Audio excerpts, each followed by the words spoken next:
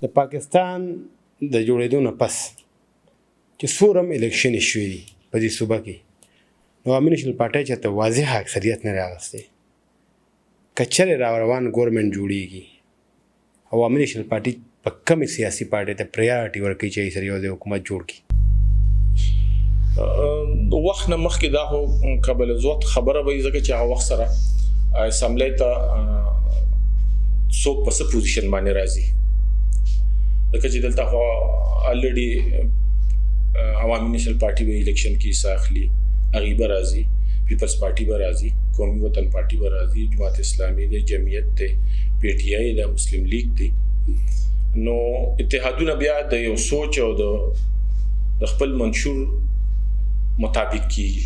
یعنی هرې پارټۍ سره تاسو کولی شي چې په هغې کې بیا زمونږ کومې پارټۍ سره دلته کې په کومو حالاتو کوم بنیاد باندې اتحاد جوړیږي. الیکشن چونکې عوامي نیشنل پارټۍ فیصله کړې ده چې الیکشن کې به عوامي نیشنل پارټي په خپل سره الیکشن کوي، چا سره اتحاد نه کوو. د پی ډي ایم برخه به نه جوړېږي دغه ځکه چې موږ سیټونه اناونس کړي دي، ځان له الیکشن په خپل سر کوو. د هغې نه پس چې کوم دی نو بیا به زموږ مشران ګوري چې یاره صوبه کې چا سره اتحاد وکړو، په مرکز کې چا سره. یعنې تاسو د یو پارټۍ سره د پرایارټي نشته، هر چا سره تاسو خبرې کولی شئ په خپل منشور د حالاتو مطابق ځکه چې اتحادونه کېږي هغه شرایطو باندې کېږي. هغه عوامي نیشنل پارټۍ په یو منشور باندې ووټ اخلي د عوامو نه، بیا عوامي نیشنل پارټۍ مشران ګوري چې زموږ دا منشور موږ کومې وعدې خلکو سره کړي دا زموږ د کومې پارټۍ سره اتحاد ضرورت دی وخت کې چې موږ سره وکړو چې موږ د عوامو دا مسلې چې دي چې دا موږ په دغه باندې مخکې بوزو دا موږ حل کړو. د دې لپاره اتحاد عوامي نیشنل پارټي نه کوي چې هغې د چیف منسټر جوړ کړي یا د وزارتونه واخلي یا د ګورنري واخلي. په دغه سوچ په اتحاد کې چې کوم عوامو مسلې دي او کوم عوامو نه موږ په کوم منشور باندې ووټ اخیستی دی هغه موږ کومه پارټۍ سره اتحاد کې کینو چې موږ هغه مسلې د عوامو حل کړو. په دغه سوچ موږ اتحاد، یعنې تاسو پی ټي آی سره اتحاد کولی شئ. نو بس هغه وخت سره بیا هغې باندې ګورو چې یاره زمونږ منشور موږ خپل عوامو ته فایده د کم ځای نه ورکولی شو، چا سره په اتحاد کې کینو موږ چا سره لکه موږ تېر شوي ګورمنټ کې پیپلز پارټۍ سره زموږ په صوبه کې هم اتحاد راغی، په سند کې هم راغی، په مرکز کې هم راغی، په سینټ کې هم راغی. موږ د عوامي نیشنل پارټۍ د وزارتونو سوچ یا د چیف منسټر سوچ نه و، هغه سوچ چې کوم سوچ د سلو کالو نه د باچا خان سوچ چې د تعلیم سوچ د روزګار سوچ د صوبې د وسایلو د اختیار.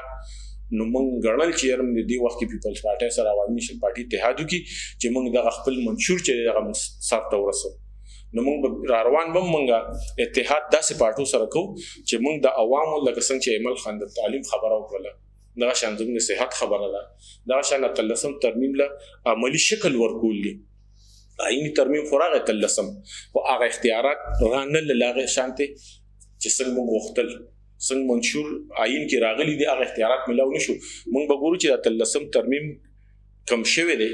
هغې د اختیار موږ چا سره کینو اتحاد وکړو چې هغه اختیار ثبوت راشي، هغه منشور چې دی هغه موږ د چا په اتحاد باندې سر ته رسولی شو. یعنې تاسو محض یو سیاسي پارټي نه را ستاسو محض خپل منشور دی. په دې صوبه کې بلا ډېر ځوانان یا پیغلې هغې پی ټي آی سره تعلق لري، په پی ټي آی کې ایکټیو ورکران دي. د عوامي نیشنل پارټۍ دا څه پروګرام شته چې دغه ځوانان عوامي نیشنل پارټۍ ته چې نو مایل شي عوامي نیشنل پارټۍ ته راشي؟ عوامي نیشنل پارټي چونکې دا کم نوجوانان چې وو دا چې کم یو چغه وه د تبدیلۍ د چینج د کرپشن خلاف، سوشل میډیا او الکترونیک میډیا او جلسې وي جلوسونو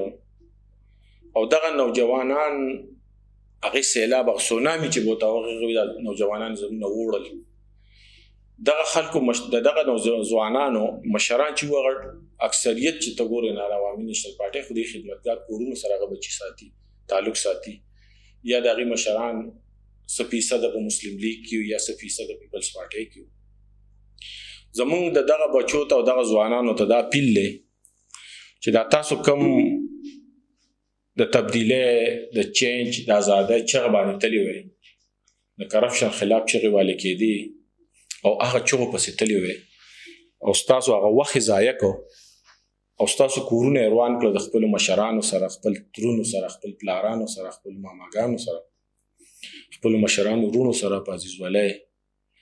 نو دغه ماشومانو ځوانانو ته موږ اپیل کوو چې واپس، ځکه چې کومه چغه تاسو ته ویلې وه د تبدیلۍ، هغه تبدیلي خو رانغله. که د چینج چغه یې والې وه هغه چینج رانغی. که د کرپشن خلاف یې چغه والې وه نو پخپله په کرپشن کې د هغه 15 کالو هغه د کرپشن نه سیوا هغوی په دې 10 کاله کې ډوب شول. که جمهوریت ته یې نقصان ورسو، آیین ته یې نقصان ورسو، ملک ته یې نقصان ورسو. نن ملک په قرضونو کې ډوب دی. نن د ملک وزیر اعظم چې چېرته ځینې خلک وي سوالګن دی راغی. نو کم نوجوانان چې په کومه چغه باندې دوکه شوي هغه خو هغه ځوانانو ته پته ولګېدله چې هغه دروغ. نو هغه خپل واپس هغه کورونو ته د خپل مشرانو هغه لار باندې واپس هغه ځوانان راشي. مونږ چې ورته کومه چغه وو چې مونږ د منشور یوې سیمل خان تاسو ته مخې ته بیان کړې ده چې تاسو له مفت تعلیم درکو. نن ماشومان د یونیورسټۍ عوامي نیشنل پارټۍ جوړې کړي دي په هره ضلع کې، خو نن د هغوی د سمسټرو دومره زیات پیسونه دي چې هغوی په دې خپل یونیورسټو کې سبقونه نشي ویلی. د پلارانو هغه وس نشته چې په دې یونیورسټۍ کې به ماشومانو سبقونه ووایي. مونږ به انشاءالله تعالی د ځوانانو ته دا خبره کوو چې بنیادي خبره ته مونږ کوو چې مونږ تاسو تعلیم یافته کوو، تاسو له مونږ وسایل راوړو، تاسو له روزګار راوړو، تاسو له عزت ګټو، تاسو له جمهوریت ګټو، تاسو له پارلیمنت ګټو. راځئ دغه لار له راځئ، د دروغو وعدې نه کوو. د وزارت د ګورنرو سوچ عوامي نیشنل پارټۍ مشران نه کوي. نو دغه تو ګوره که ټولو پارټو مشرانو چغې والې دي، خپل منشور خلکو ته پیش کړی دی، هغه قوم له هغه نه دي راوړی بغیر د عوامي نیشنل. تاسو د تعلیم او د یونیورسټۍ خبره وکړه. په صوابۍ کې صوابۍ یونیورسټي ده او دې دپاره خو مخکې د ټوبیکوسس پیسې هغې دپاره مقرر شوي او هغه پیسې چې کوم د ټوبیکوسس وي نو هغه تللی دي ډیولپمنټ ته. او وی اوس د یونیورسټۍ پروفیسران تېره ورځ زموږ بار کونسل ته راغلي چې وایي چې موږ د 6 میاشتو نه تنخواګانې هم نه دي اخیستې او ډېر خلک یې د یونیورسټۍ نه ویسته. د هغې دپاره د ضلعي سطح باندې تاسو بینګ چیرمین د دې دپاره څه پروګرام شته چې یاره دغه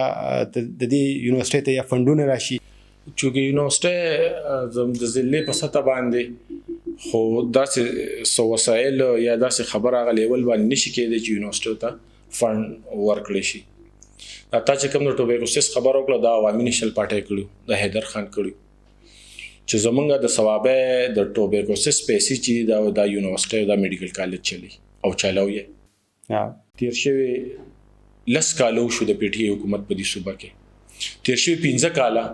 د پی ټي آی د حکومت دلته د دې حکومتو خو دومره ټوبیکوسس پیسې پرتې وي چې 80 کروڑ روپو پورې اوس هم دې سره بیا پرتې وي. ټوبیکوسس پیسې چې وي نو هغه هغوی راوښکلې ډیولپمنټ فنډ ته، لارو کوڅو ته یې راوباسلې او په هغې کې د کرپشن دپاره یې راوباسلې. بنیادي ترقي د قوم چې ده نه هغه په لارو کوڅو په جوړېدو نه په نالو جوړېدو. د قومونو ترقي چې ده په تعلیم ده، په روزګار ده.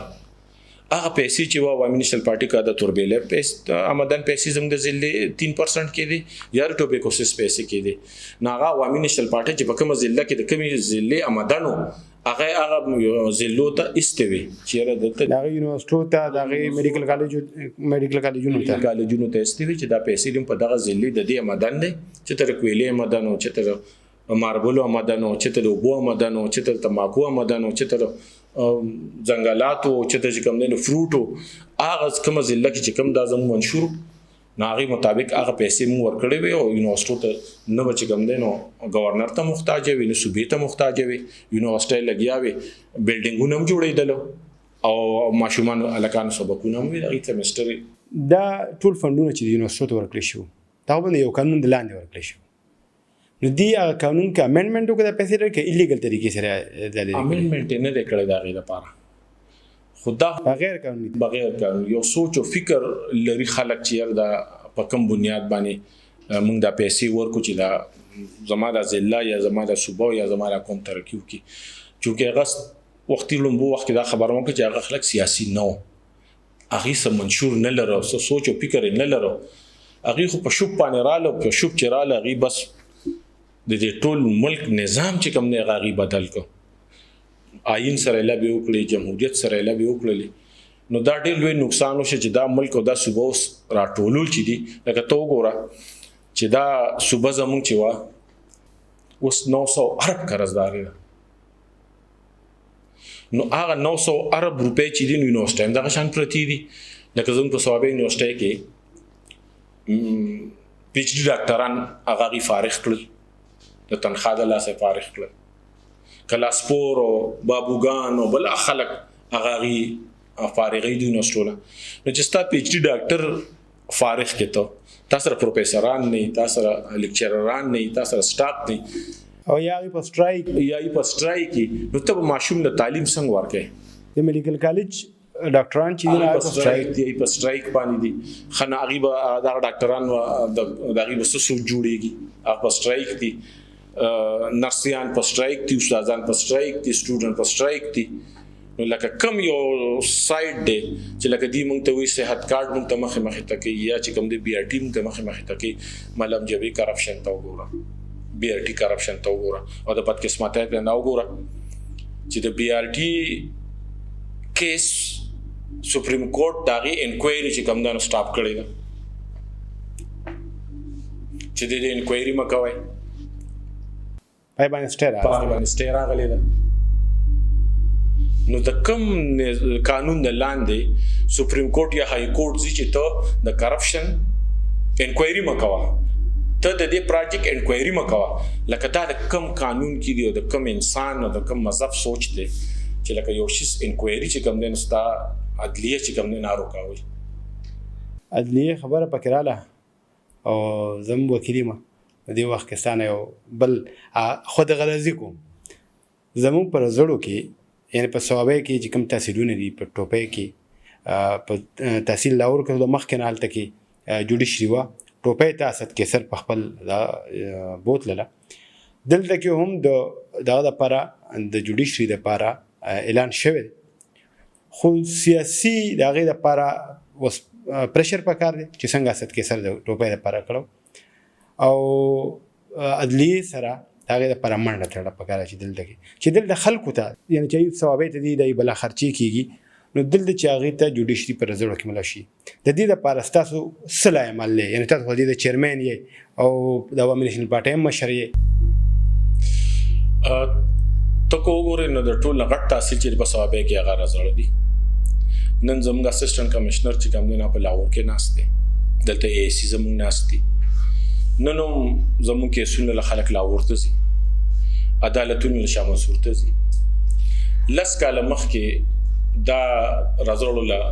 د تحصیل درجه چې د عوامي نېشنل پارټي ورکړي ترننه پورې د لس کاله کې دلته کې منسټران زموږ پاتې شو سپیکر سے تایید کا صوبایي سپیکر او بیا مرکزی قومي اسمبلی سپیکر شو شهرام ایجوکیشن منسٹر پاتې شو هیلث منسٹر پاتې شو بلدیات منسٹر پاتې شو سینیئر منسٹر پاتې شو سنټ پلار سنټرو بل ترې ایم ان ای حکومتونو په کاردار چې دته چې کوم دین عدالتونه مراغلي وي او د تحصیل درجه مور کړی چې د اسسټنټ کمشنر مراغلي وي خو چې هغه خبرې له ورځو چې هغه سیاسي سوچ بوج نه لري د دې علاقې د عوامو د سانتیا لپاره هیڅ سوچ فکر نه لري د عوامو له لس کاله هغه چې کوم تکلیف ورکو چې دا خلک لاهور ته شاه منصور ته زی د دې مجرمان چې دي د دې علاقې د دې خلکو امدادي من حکومت کې هم مولاجي سي د خدای پاکو بخي هغه زایم واغست په حیدر خاني تحصیلم درجه م ورکړه د درجه نه پس چې کوم دنه بلډینګ هم جوړ کو حکومت هم زمونږ بس ختم شو بیا ټیم پوره شو لس کال دلته چې کوم نه غي حکومت کو منسټر وکړي او دلته نه اسسټنټ کمشنر راغی نه دلتونه رالو د دې زموار چې کوم نه زما په سوچ باندې او د دې خلکو مجرمان چې دي چې دا خلک ننوم زمون کړيږي دا هم دا خلک دي دا منسټران دي د ام پی ای ام ان ای او دا منسټر د دې زموار دي چې ترنه غیره لپاره ایسو نو کړی شو مونږ پکې د خپل زمون د ثوابه تحصیل بار د صدر سیکریټري او زمونږ د های کورټ صدر چې چونکې زمونږ کلي سره رحمه الله وخت کې صدر مونږ هغه سره خبره کړې وه چې یاره مونږ څه داسې طریقه وکړو چې لوی چیف جسټس سره ملاقات وکړو مونږ له عدالتونه دلته دی راکړي نو مونږ خپل اوس هم انشاءالله تعالی زموږ دا کوشش جاری که هغه زموږ گورنر صاحب سره ملاقات باندې کېدی شي که چیف جسټس سره کېدی شي نو مونږ به خپل سټرګل کوو او انشاءالله تعالی چې اوس به دا زر تر زر کوو ځکه که هغه وخت کې مونږ هر څومره سټرګل کوو نو هغه نه کېده ځکه چې هغوی به هغه سیاسي سکورینګ بیا کوو چې یار دې ته بل چاته د دې کریډټ میلاو نشي نا کریډټ اغستو نه اغستو له وجې چې کوم دی نه عوام په منځ کې دل شو او عوامو ته هغه سهولتونه تحصیل یعنې اوس د زړو عوام نوجوانان ینګ لایز چې کوم دي نو هغوی دپاره به انشاءالله در خوشخبري تاسو انشاءالله تعالی او ما ستاسو بار کې چې ستاسو حلبرداري و زه درغلی وم